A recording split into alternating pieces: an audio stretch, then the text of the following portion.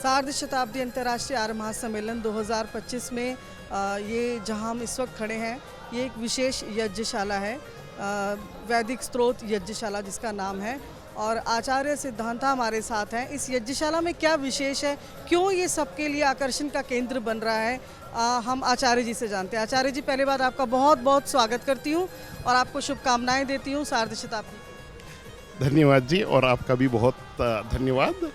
आचार्य जी, बहुत लोग सब आ रहे हैं और यहाँ यज्ञशाला में पहुँच रहे हैं, इसके बारे में ज़रूर जानूंगी। पहले मैं चाहूँगी आप अपने बारे में कुछ बताएं कि आप यहाँ पर आए हैं, आपकी पूरी टीम है, आप कहाँ से आए हैं, हमारे दर्शकों को बताएं।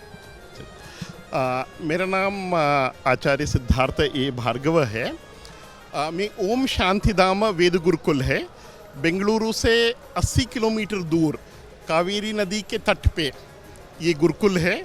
वेदों का वेदांगों का गुरुकुल है, जहाँ वेदांग के साथ हम आधुनिक अध्ययन दोनों मिलाकर हम अध्ययन कराते हैं। वहाँ पर वेदों की परंपरा है, वहाँ कर्मकांड की भी परंपरा है। तो कर्मकांड का, और कर्मकांड में भी श्रौत कर्मकांड का एक स्वरूप आप यहाँ देख सकते हैं। अब ये वाला जो यज्ञशाला है जिसका नाम ही वैदिक स्त्रोत है, तो इस यज्ञशाला में क्या विशेष है? हाँ, ये बहुत इम्पोर्टेंट प्रश्न है जी। वैदिक यज्ञ दो प्रकार के होते हैं, एक श्रौत और एक स्मार्त। श्रौत यज्ञ श्रुतियों से जुड़े हुए हैं, श्रुति मानी वेद, सो ये वेदों से साक्षात जुड़े हुए हैं। स्मार्त यज्ञ स्मृतियों से जुड़े हुए हैं, जो परंपरा से मानी अप्रत्यक्ष रूप से वेद से जुड़ जाते हैं, पर श्रौत प्रत्यक्ष रूप से वेद से जुड़ जाते हैं। तो श्रौत और स्मार्त यज्ञों में मुख्य परिवर्तन क्या है? जैसे कि आप एक अग्नि का देखते हैं, एक अग्नि का कुंड देखते हैं, हम सब परिचित हैं उससे। एक अग्नि साध्य स्मार्त यज्ञ होते हैं, और जो त्रैताग्नि है, जैसे आप यहाँ देख रहे हैं, गार्हपत्याग्नि, दक्षिणाग्नि, आहवनीयाग्नि, जब ये तीनों अग्नियाँ सम्मिलित होते हैं तब वो सबसे मूल या बेसिक श्रौत यज्ञ बनता है। अर्थात जो अग्निहोत्र भी होता है, वो जब तक ये तीन अग्नियाँ नहीं मिलते हैं तब तक वो अग्निहोत्र भी नहीं कहलाता। हम जो सामान्य रूप से परिचित है, हम जो करते हैं एक अग्नि से, उसका नाम अग्निहोत्र नहीं है, उसका नाम दैनिक हवन है। या हम बड़े करते हैं तो बृहद यज्ञ कह देते हैं, विशेष यज्ञ कहते हैं। पर अग्निहोत्र संज्ञा तभी से होता है जब ये तीन अग्नियाँ सम्मिलित होते हैं। स्वामी दयानंद सरस्वती जी ने भी बार बार कहा है, अग्निहोत्र से लेकर अश्वमेध पर्यंत यज्ञ करना कराना आर्यों का एक श्रेष्ठ लक्ष्य है। तो उसी के अंतर्गत इस महान आर्य महासम्मेलन में श्री विनय जी और उनके पूरे टीम का संकल्प था कि हमें वापस महर्षि जी की इन वाक्यों का पालन करना है। केवल हम आदर्श के रूप में रखें नहीं, हम उसको क्रियान्वयन करें। तो उनकी इच्छा थी, तो ओम शांतिधाम की ओर से ये पूरा टीम आया। आचार्य जी, ये तीन अग्नि जो आप बता रहे हैं, किसका प्रतीक है ये बहुत विशेष है जी। हाँ, वो भू की अग्नि मानी जाती है, वो भुवा की अग्नि मानी जाती है, ये स्वह की अग्नि मानी जाती है। वो भूलोक की अग्नि है, वो अंतरिक्ष लोक की अग्नि है, ये वायुलोक की अग्नि है। वो अग्नि वैश्वानर अग्नि का प्रतिनिधित्व करता है।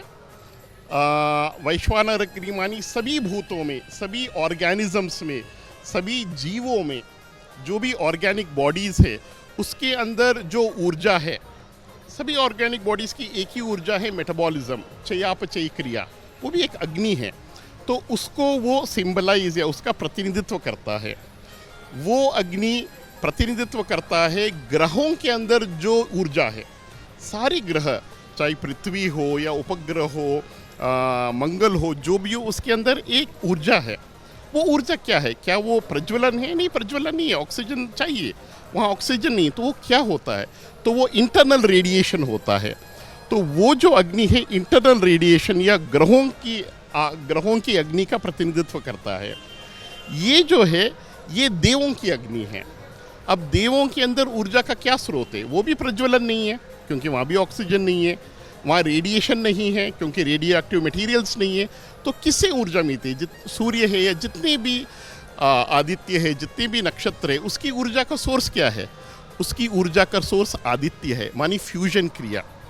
तो यदि संक्षेप में कहना हो, अग्नि, वायु, आदित्य, मेटाबॉलिज्म, जो उसको हम एक्सोथर्मिक रिडॉक्स रिएक्शन बोलते हैं, मेटाबॉलिज्म और कंबस्टन का प्रतिनिधित्व वो अग्नि करता है गार्हपत्य, वो अग्नि करता है प्लैनेटरी इंटरनल रेडिएशन को, ये अग्नि प्रतिनिधित्व करता है फ्यूजन को।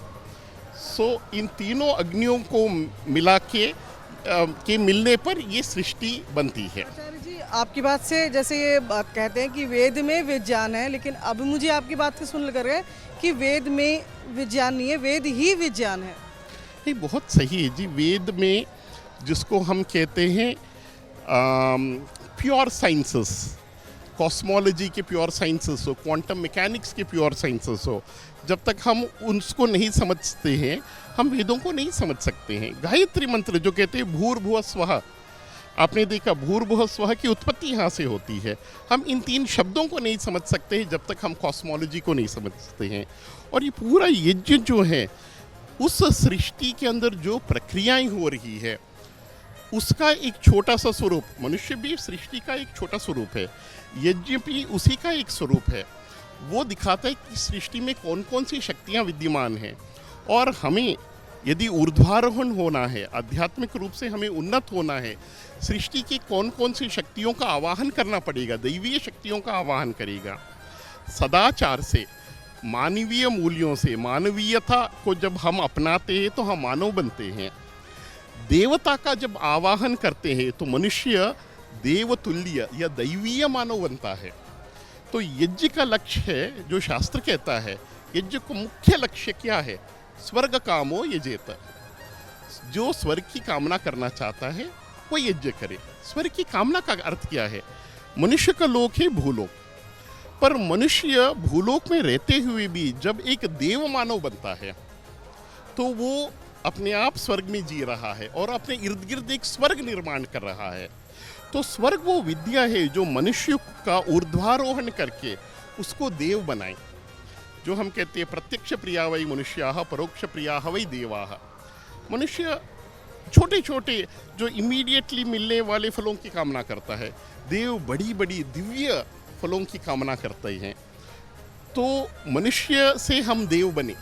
हर मनुष्य में, छोटे से छोटा मनुष्य के रूप में जो भी उत्पन्न हुआ हो, उसके अंदर ये क्षमता है कि वो एक देव के रूप में अपने आप को ऊपर उठाए। तो यज्ञ वो विद्या है, और देव की ही शक्ति आहवनीय में है।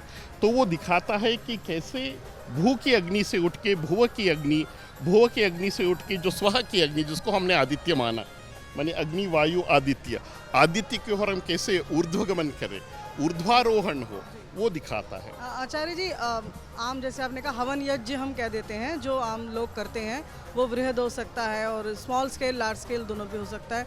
अब जैसे पहले तो सब नहीं कर सकते थे, महर्षि दयानंद जी ने एक जागरण किया, समानता लाई, सब कर सकते हैं, स्त्रियां भी कर सकती हैं। इस यज्ञ के बारे में मैं जानना चाहूँगी, क्या इसे भी सब कर सकते हैं और इसकी भी कोई मर्यादा, कोई इसकी नियम है कोई जिसे फॉलो करना है? देखिए जी, यज्ञ का अधिकार मानव मात्र होने पर यज्ञ का एक प्राथमिक अधिकार सबको उपलब्ध होता है, परंतु उसके साथ कुछ और श्रम है। जैसे ही वो माता पिता से जन्म लिया तो वो उसका प्रथम जन्म है, उसको गुरु के पास शिक्षा लेनी पड़ेगी। यज्ञ करना का अर्थ केवल आग के सामने बैठ के कुछ मंत्र बोल के डालना नहीं, उसको इस पूरी सृष्टि प्रक्रिया को, अग्नि विद्या को, यज्ञ की प्रक्रिया को समझना पड़ेगा। उसको समझना पड़ेगा कि मैं क्यों कर रहा हूँ और किस किस मंत्र से मैं किन किन देवताओं का आवाहन कर रहा हूँ, समझ रहा हूँ। उन देवताओं को समझना चाहिए, उसको कैसे आत्मसात करे। उसके लिए वो गुरु के गर्भ में जाता है। गुरु के गर्भ में जाकर गुरुकुलों में प्रवेश करके उपनयन संस्कार लिखकर गुरु के गर्भ में प्रवेश करता है। गुरु के गर्भ में प्रवेश करके इसको समझने के बाद वो समावर्तन संस्कार से गुरु के गर्भ से बाहर आता है, तब वो द्विज कहलाता है। तो हर एक द्विज को irrespective of what his parents are, मानी उनके पिता शूद्र हो, उनके माता पिता जो भी हो, उसका कोई मतलब नहीं। यदि वो मानव के रूप में जन्म लिया है, गुरु के गर्भ में जाकर उसने अध्ययन किया है, तो उसको यज्ञ का पूर्ण अधिकार है। वेद उसको परिपूर्ण अधिकार देता है। और इस चीज़ को स्वामी जी के अलावा लोग जानते थे, विद्वान जानते थे, क्योंकि शास्त्र में लिखा है वो पढ़ते थे, पर रूढ़ियों के कारण से कहने से डरते थे। कि मैं कह दूंगा ये सारे लोग हमें बहिष्कार कर देंगे। मत कहो जी, चलो स्त्रियों को वेद में लिखा है कि स्त्री कर सकते हैं, शास्त्रों में लिखा है, पर हम बोलेंगे हमें बहिष्कार कर देंगे, नहीं करेंगे।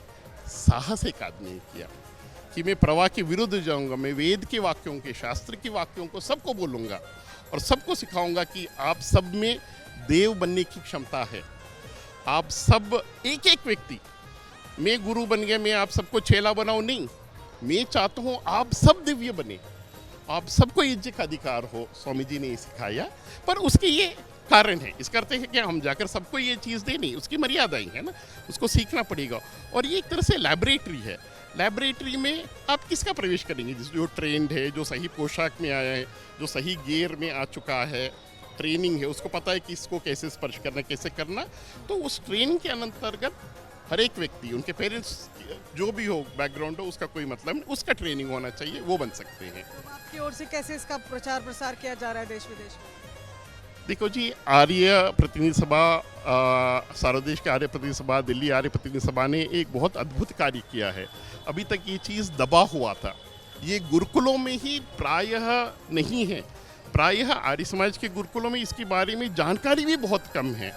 इन्होंने एक हिम्मत किया, उन्होंने कहा कि नहीं, स्वामी जी ने कहा है अग्निहोत्र से लेकर अश्वमेध पर्यंत, अग्निहोत्र यही है, अश्वमेध का जो पूर्व रूप सोमयाग ये है, ये हमें उजागर करना चाहिए।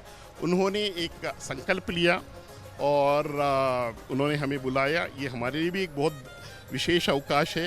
ये सारे ऋत्विक हैं जो गोकर्ण के गांव से आए हैं, हमारे यजमान हैं, मैं उनसे भी आपका बात कराना चाहूँगा। आप श्री नागानंद पुराणिक है, मैं उनसे भी हम बात करते हैं, जो मुख्य ऋत्विक है, और यजमान वो गोकर्ण से आए हैं।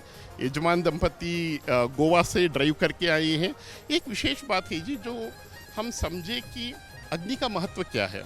हम तिल्ली चसाकर अपना अग्नि कर्म करते हैं, दैनिक हवन करते हैं।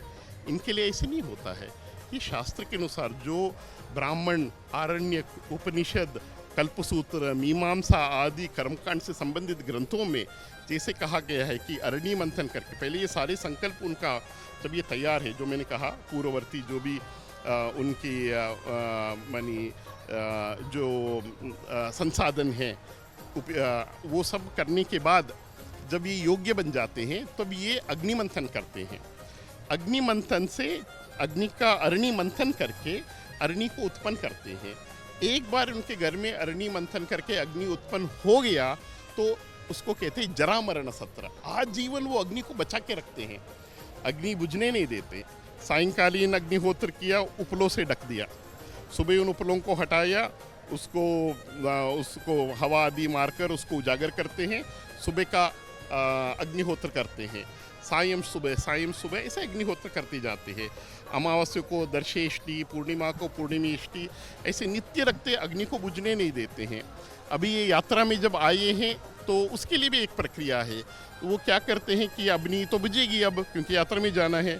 अग्नि को वो एक बड़े से अधरारणी में समारोपित, मंत्रपूर्वक समारोपित करते हैं। उस अरणी और उत्तरारणी को एक बहुत भव्य कपड़ों से सजाकर भगवान की तरह या अपने बच्चे की तरह संभाल के हाथ में लाते हैं। बाकी ऋत्विक हम सब फ्लाइटों में आए, ये फ्लाइट में नहीं आए, ये कार में आए। उनकी कार वहीं खड़ी है कि अग्नि को मैं कार्गो में नहीं डालूंगा, बच्चे की तरह लेके आऊँगा। कार में लेके आए, यहाँ लेके आए, यहाँ स्थापित किया है वहाँ, देन अरणी मंथन करके उसको उजागर किया। तो इस तरह से अग्नि को ऐसे बचा के रखते हैं, अग्नि से दूर नहीं रहते हैं। उसमें कभी दोष हुआ तो उनको प्रायश्चित, मनुष्य से दोष हो सकता है तो प्रायश्चित, वो इतनी एक क्रिया होती है तो वो उसे बचते, मानी इतनी श्रद्धा, डेडिकेशन, आत्म समर्पित कर देते हैं कि यही अग्नि मीले पुरोहितम, तो यही अग्नि मेरा पुरोहित है, यही मुझे आगे ले जाएगा। तो अग्नि को भगवान की तरह, अग्नि नारायण की तरह बचा के रखते हैं और उस अग्नि की साधना करते हैं, और इससे वो स्वर्ग की इनकी कामना हो वो सिद्ध हो, वो देव बने, सभी को देव बनने की प्रेरणा मिले। तो कुछ मैंने आचार्य जी शुरू में वहाँ कुछ पात्र पढ़े, मैं उनकी महिमा, उनकी विशेषता जानना चाहती हूँ, उसके बारे में कुछ। अच्छा, उन पात्रों की एक बहुत रोचक कहानी है जी। 2 सेट ऑफ पात्र है, चलिए वहीं चलते देखते हैं। जी आचार्य जी बताएंगे आप। अच्छा, हमारे पात्र सामने जो पात्र रखे हैं, 2 सेट ऑफ पात्र हम देख सकते हैं। ये इष्टियों का पात्र है। इष्टि मानी जो मीडियम साइज के जो यज्ञ होते हैं उसके पात्र है। और वहाँ हम जो देखते हैं वो बृहदाकार जब सोमयाग होते हैं उसके वे पात्र है। अब इन पात्रों की पृष्ठभूमि ये है कि ओम शांतिधाम में ही हमारे एक यजमान हैं जो अग्निहोत्री है, जो सोमया जी है। उनका नाम सुब्बण्णाचार्य जी है। तो ये उनके पात्र है। वो इससे निरंतर इष्टिया करते हैं और ये पात्र वो कभी अपने घर से बाहर या अपनी जगह से बाहर कभी नहीं जाने देते। इसके अलावा ये पात्र जो है वो सोमयाग के पात्र है। इसकी पृष्ठभूमि ये है कि लगभग 45 साल पहले नांदेड़ में एक बड़ा सोम यज्ञ हुआ था। उसमें हमारे आचार्य पूज्यवर आर्य समाज के दिग्गज विद्वान, मूर्धन्यतम विद्वान युधिष्ठिर मीमांसक जी ने भी बहुत सक्रिय रूप से उसमें भाग लिया था। तो उस सोमयाग के लिए 45 साल पुराना जो सोमयाग हुआ था वहाँ, तो नांदेड़ में उस समय 2 सेट बनवाए गए थे। एक सेट उस सोमयाग में जिसका उपयोग किया गया, एक सेट जो बनाए गए इसका उपयोग नहीं हुआ, ये बिल्कुल फ्रेश सेट था। इसको लेकर गुरुकुल में म्यूजियम बना के रखा और 45 सालों से ये पात्र कभी म्यूजियम से बाहर नहीं आया। अब सार्वदेशिक आर्य सभा की तत्वावधान में ये जो बहुत बड़ा उपक्रम हो रहा है, इसमें जब सोमयाग का प्रदर्शन की बात उठी तो पहले बार आचार्य प्रदीप जी, जो अभी पाणिनि महाविद्यालय विरजानंद आश्रम के एक आचार्य है, उन्होंने अवकाश दिया और हम पहले बार 45 या 50 सालों में इन पात्रों को बाहर लेके आए हैं और जनसामान्य के उपयोग के लिए हम इसका प्रदर्शन कर रहे हैं। आपका बहुत बहुत धन्यवाद, आभार। धन्यवाद जी, धन्यवाद। ब्राह्मण वैश्य क्षत्रियों को उपनयन संस्कार है। उपनयन संस्कार में यज्ञोपवीत धारण करते हैं। उपवीत धारण करने के समय प्रतिज्ञा करते हैं, संकल्प करते हैं, श्रौत स्मार्त नित्यकर्म अनुष्ठान योग्यता सिद्ध्यर्थम। श्रौत अनुष्ठान, स्मार्त अनुष्ठान, योग्यता एलिबिलिटी सिद्ध करने के लिए जनवार पहनता हूँ, ऐसा संकल्प करते हैं। उसमें 2 क्रिया हो गया, एक श्रौत और स्मार्त। ये श्रौत कर्म ये है, ये त्रिरूप अग्नि से साध्य ये जो कर्म है ये श्रौत कर्म है। ये साक्षात वेद में जो कहलाया है ये कर्म श्रौत है, ये कर्म श्रौत है। और स्मार्त कर्म विवाह के बाद अग्नि सिद्धि होता है। पत्नी के आने के बाद भारतीय संस्कृति में एक अग्नि सिद्धि होता है। अग्नि सिद्धि के साथ पत्नी का संग होता है। उसके बाद उसको विस्तृत करना है। ये जो सिद्धि हुआ वो अग्नि को स्मार्त अग्नि कहते हैं। उसको 2 विभाग बांट के एक को स्मार्त अग्नि और दूसरे को विस्तार करते हैं। एक अग्नि को 3 अग्नि में विस्तार करते हैं, जो है गार्हपत्याग्नि, दक्षिणाग्नि, आह्वनीयाग्नि, जो करते हैं, जो श्रौत अग्नि है। ये वेद में ऐसा करने को सूत्रों में कह दिया है। श्रोत यज्ञ जो कि ये अनुष्ठान यहाँ पर किया जा रहा है, इसके जो यजमान हैं बालकृष्ण आप्टे जी हमारे साथ हैं, गोवा से हैं ये। आपका बहुत बहुत स्वागत यहाँ पर और आपको शुभकामनाएं 150वीं जयंती की। मुझे बताइए कि ये जो अनुष्ठान किया गया है, एक विशेष यहाँ पर लोगों को बताया जा रहा है कि ये भी हमारा एक भारतीय संस्कृति है। हाँ, तो इसका प्रक्रिया कैसे रहती है? कैसे आप गोवा से यहाँ लेकर आए अग्नि को, या यहाँ अग्नि प्रज्वलित हुई? गोवा से लेके आते हैं हम, वो अरणी बोलते हैं, अरणी बोलते हैं। तो अरणी में अग्नि लेके हम इधर आते हैं। बाद में इधर मंथन करते हैं, मंथन करके अग्नि प्रज्वलित करके यहाँ स्थापन हो जाता है। बाद में उसका विस्तार किया जाता है। 3 गार्हपत्य, दक्षिणाग्नि, आह्वनीय, ऐसा बोल के उधर 3 अग्नि किए जाते हैं। और बाद में वो इष्टि प्रक्रिया जो है, वो इष्टि प्रक्रिया उधर की जाती है। तो ये जो है, ये सम्मेलन में अच्छे लोग हो जाए और जुड़ जाए, मित्र परिवार बढ़ जाए, इस दृष्टि से ये इष्टि का प्रयोग यहाँ रखा हुआ है। महासम्मेलन को आपको लगता है कि इसका और प्रचार प्रसार आगे हो जाएगा। देखिए, किसी भी चीज़ को आपका मेहनत, आपका कष्ट और दैविक सहाय सब जब एक हो जाता है तो उसको और थोड़ा जोर मिल जाता है। यही प्रक्रिया है।